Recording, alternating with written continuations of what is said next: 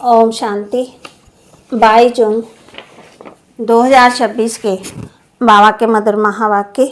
बाबा कहते, मीठे बच्चे, बाप आए हैं तुम बच्चों की खिदमत सेवा करने। तुम भी बाप समान बन सबकी खिदमत मनस सेवा करो। बाप आए हैं तुम बच्चों की खिदमत मनस सेवा करने। तुम भी बाप समान बन सबकी खिदमत मनस सेवा करो। प्रश्न, ब्रह्मा बाप का कौन सा एक विचार चलता है जिस पर शिव बाबा कहते हैं वेट एंड सी, फिक्र मत करो। ब्रह्मा बाप का कौन सा एक विचार चलता है जिस पर शिव बाबा कहते हैं फिक्र मत करो। बाबा कहते बाबा का विचार चलता है समय बड़ा नाजुक होता जाता है। बच्चों को अविनाशी ज्ञान रतन लेने बाप के पास आना ही है। इतने ढेर बच्चे कहाँ आकर रहेंगे, कितने मकान बनाने पड़ेंगे। शिव बाबा कहते हैं फिक्र मत करो, कल पहले जैसे आकर रहे थे वैसे ही रहेंगे। तुम फिक्र मत करो, तुम सिर्फ पढ़ते रहो।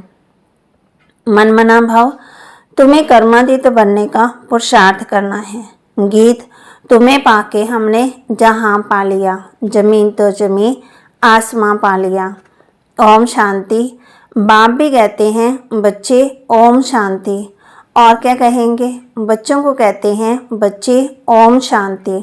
तत्व, हे बच्चों, तुम भी शांत स्वरूप हो, तुम भी मास्टर पतित पावन हो, ऐसे और कोई कह नहीं सकेंगे।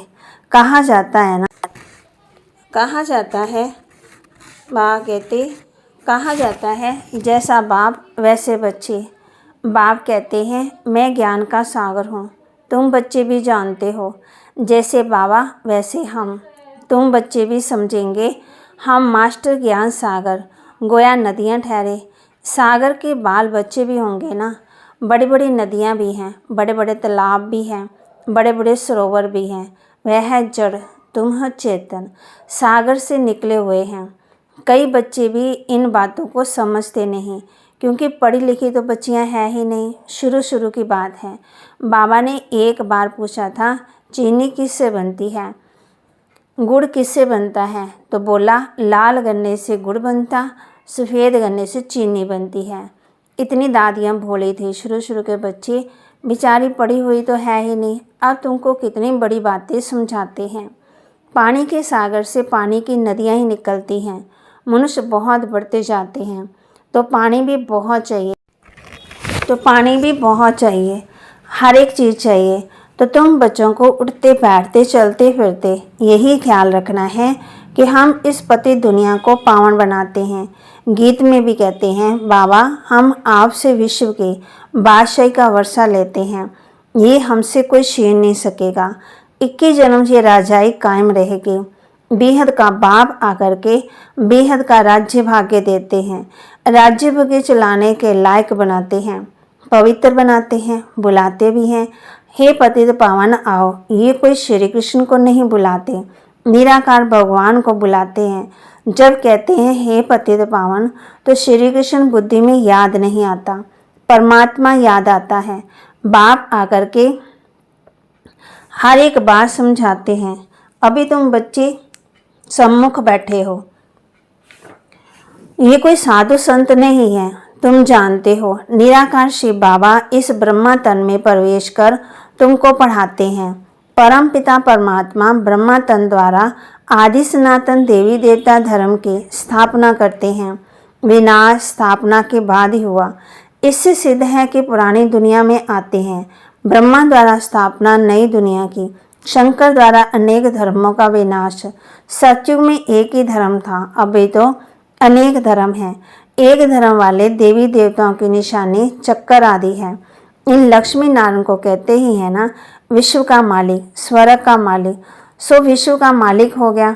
ये बातें अभी तुम बच्चों की बुद्धि में बैठी हैं। बाप कहते हैं बच्चे मन मना भव, ये बच्चों को घड़ी घड़ी याद रखना है। क्या याद रखना है, घड़ी घड़ी सावधानी देते हैं कि बच्चे बाप को याद करो, बाप को याद और वर्षे को करो। बाप को और वर्षे को याद करो, ये भूलो मत। और पॉइंट भी भूल जाती है, ये है मुख्य है ना। बाप ही पतित पावन है, ये युक्ति बताते हैं पावन होने की। बाप कहते हैं तुम सतो प्रधान थे, अब तमो प्रधान पतित बन गए हो। 84 जन्म पूरे लिए हैं, अब तुमको फिर सतो प्रधान बनना है। सतो प्रधान बनो, तब ही तुम चल सकेंगे पवित्र दुनिया में। निराकारी दुनिया भी पवित्र है, साकारी दुनिया भी पवित्र है, अपवित्र पति दुनिया ये है। आत्मा भी तमो प्रधान तो शरीर भी तमो प्रधान है। ये तो सृष्टि का नाटक है। सृष्टि का चक्कर यहाँ फिरता है, सतयुग त्रेता यहाँ है। ये कोई सूक्ष्म वतन या मूल वतन में नहीं होते, ये यहाँ ही होते हैं। इनको मनुष्य सृष्टि कहा जाता है। वह है आत्मा की निराकारी दुनिया, वह है ब्रह्मा विष्णु शंकर की आकारी दुनिया। ये साकारी सृष्टि कितनी बड़ी है, सतयुग में कितनी छोटी सृष्टि होती है। वहाँ है ही एक धर्म। बाकी मनुष्य जो कहते हैं कि वहाँ वेद दैत आदि होते हैं, ये सब झूठ है। लड़ाई झगड़ा राक्षस आदि विकार वहाँ कहते ये सब झूठ है। तुम समझते हो कि नई दुनिया की स्थापना पुरानी दुनिया का विनाश गाया हुआ है। सबका विनाश होगा और सतयुग हेवन की स्थापना होगी। तुम भी बाप के साथ खिदमत कर रहे हो। बाप आते ही हैं बच्चों की खिदमत करने। ये है बेहद का बाप। देखते हैं हमारे बच्चे बहुत दुखी हैं तो जरूर तरस पड़ेगा ना। वह है ही रहम दिल बाप। अभी तो सारी दुनिया में अशांति है, एक बाप के सिवाय और कोई शांति दे न सके। हठ योगी भी अथाह है, आत्मा के लिए कह देते वह निर्लेप है। मनुष्यों को उल्टी बातें सुना देते हैं। वास्तव में आत्मा की सफाई चाहिए, आत्मा में ही खाद पड़ती है और किसी को पता ही नहीं। कहते भी हैं ये पाप आत्मा है, बहुत पाप करते हैं, ये महात्मा है, पुण्य आत्मा है। ऐसे नहीं कहेंगे महान परमात्मा है।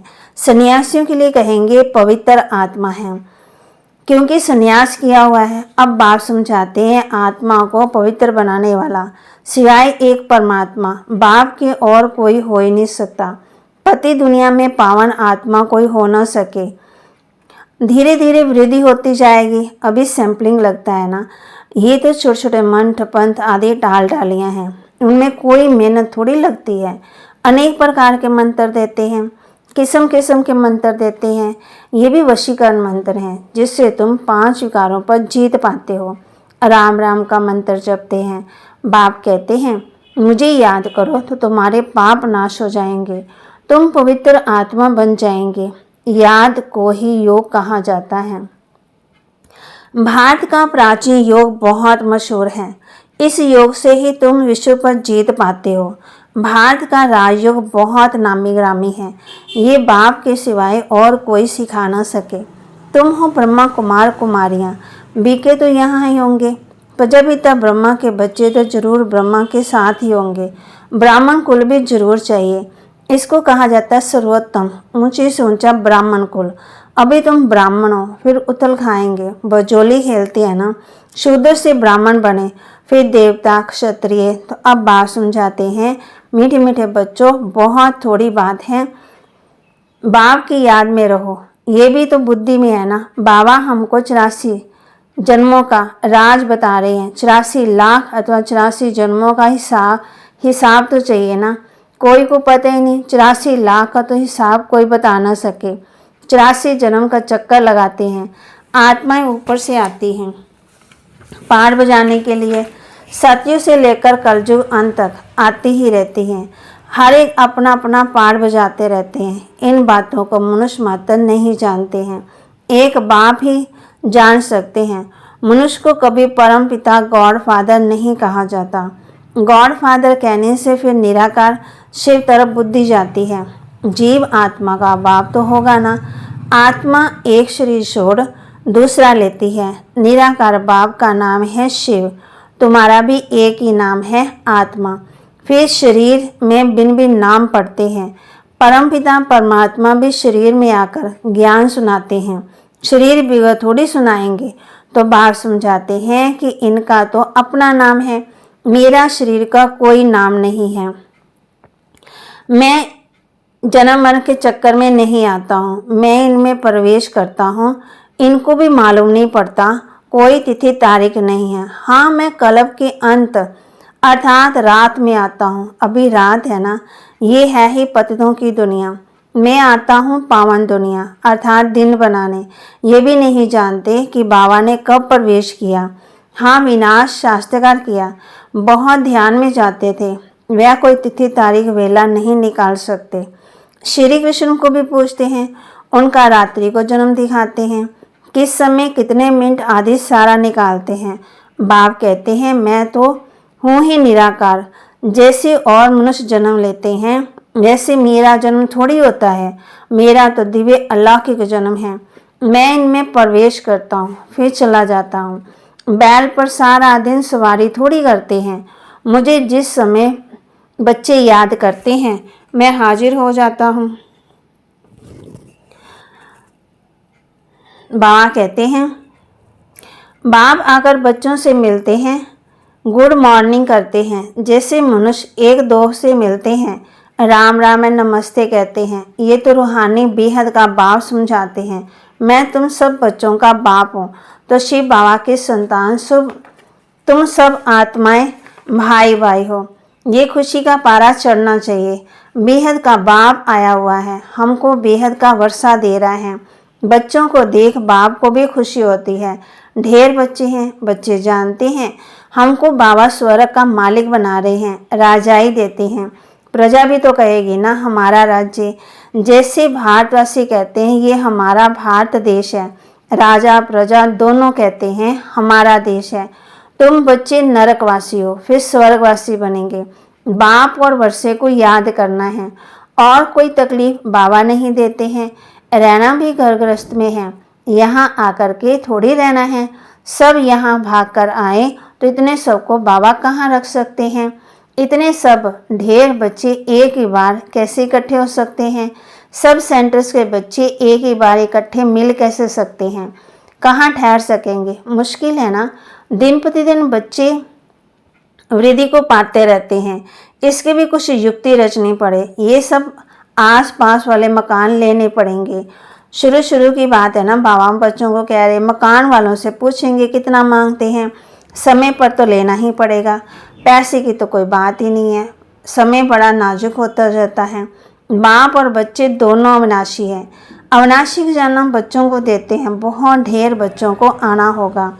बाबा विचार करते हैं इतने ढेर कहाँ आकर रहेंगे। बाबा कहते तुम फिक्र क्यों करते हो, तुम पढ़ते रहो, बस मन मना भव।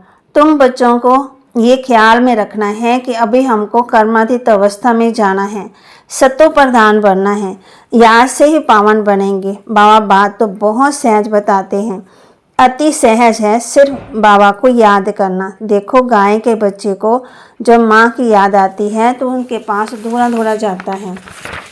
बाबा मिसाल बता रहे हैं।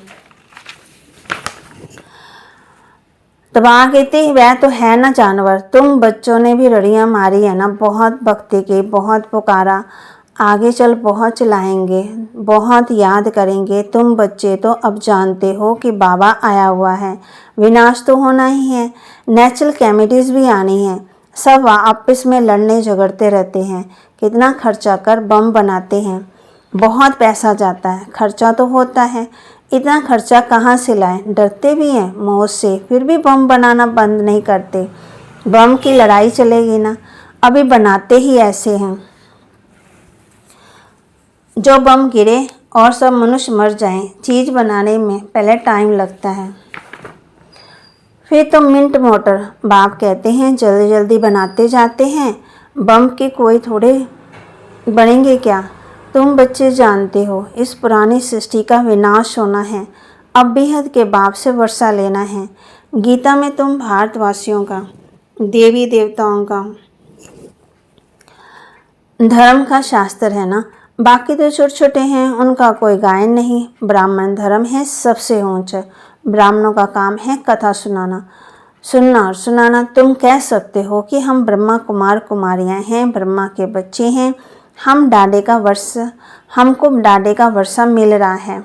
अच्छा, मीठे मीठे सिकिलते बच्चों प्रति माता पिता बाप दादा का याद प्यार और गुड मॉर्निंग। रूहानी बाप की रूहानी बच्चों को नमस्ते। रूहानी बच्चों की रूहानी बाप दादा को दिलवा जान सिकवा प्रेम से नमस्ते। धारणा के लिए मुख्य सार। ड्रामा के हर राज को जानते हुए किसी भी बात की फिक्र नहीं करनी है। पढ़ाई पढ़ते रहना है। मनमना भव होकर कर्मातीत बनने का ख्याल रखना है। स्वयं को सतो प्रधान बनाना है। हम आत्माएं शिव बाबा की संतान आपस में भाई भाई हैं। शिव बाबा से वर्षा ले रहे हैं। इस खुशी में रहना है। किस खुशी में रहना है? शिव बाबा से वर्षा ले रहे हैं, इस खुशी में रहना है। वरदान। अंतर स्वरूप में स्थित रहे। अपने व बाप के गुप्त रूप को प्रत्यक्ष करने वाले सच्चे स्नेही भव। अंतर स्वरूप में स्थित रहे। अपने व बाप के गुप्त रूप को प्रत्यक्ष करने वाले सच्चे स्नेही भव। जो बच्चे सदा अंतर की स्थिति में अथवा अंतर स्वरूप में स्थित रहे अंतर्मुखी रहते हैं, वह कभी किसी बात में लिप्त नहीं हो सकते। पुरानी दुनिया, संबंध, संपत्ति, पदार्थ जो अल्पकाल और दिखावा मात्र है, उनसे धोखा नहीं खा सकते। अंतर्स्तूप की स्थिति में रहने से स्वयं का शक्ति स्वरूप जो गुप्त है वह प्रत्यक्ष हो जाता और इसी स्वरूप से बाप की प्रत्यक्षता होती है। तो ऐसा श्रेष्ठ कर्तव्य करने वाले ही सच्चे स्नेही हैं। स्लोगन। निश्चय और जन्म सिद्ध अधिकार की शान में रहो तो परेशान नहीं होंगे। निश्चय और जन्म सिद्ध अधिकार की शान में रहो तो परेशान हो ही नहीं सकते। अव्यक्त इशारे। सदा हर्षित रहने के लिए अपने नेचर को सरल बनाओ और सहनशील बनो। स्वच्छता भी सरलता की निशानी है। जितनी सरलता उतनी स्वच्छता होगी, इसलिए सभी को अपनी तरफ आकर्षित करेंगे। सच्चाई और सफाई भी तब होगी जब अपने स्वभाव को सरल बनाएंगे। सरल स्वभाव वाला बहुरूपी भी बन सकता है। ऐसे सरल स्वभाव भी सदा हर्षित रहते और सर्व को आकर्षित करते हैं। तो बाबा कहते हैं स्वच्छता की सरलता की निशानी, स्वच्छता भी सरलता की निशानी है। जितनी सरलता उतनी स्वच्छता होगी, इसलिए सभी को अपनी तरफ खींचते हैं। सच्चाई और सफाई भी तब होगी जब अपने स्वभाव को सरल बनाएंगे।